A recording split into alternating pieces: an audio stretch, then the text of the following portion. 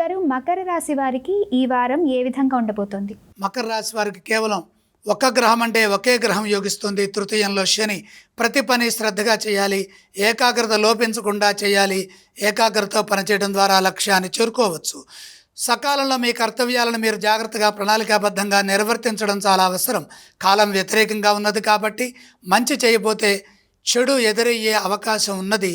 అడుగడుగునా ఎదురయ్యే ఇబ్బందులను ముందుగానే ఊహించి తగిన జాగ్రత్తలు తీసుకుంటూ ముందుకు సాగండి. మోసపోకుండా పనిచేయండి, నష్టం రాకుండా చూసుకోవాలి.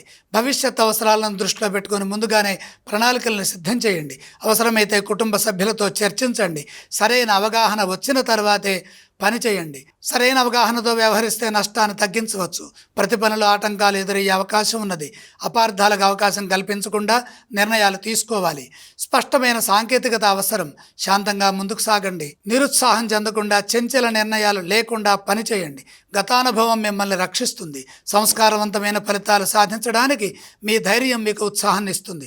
భవిష్యత్తును దృష్టిలో పెట్టుకుని ఇబ్బందులు రాకుండా శాంతంగా వ్యవహరించండి. ఏ స్తోత్రాలను పఠిస్తే చక్కటి ఫలితం లభిస్తుంది?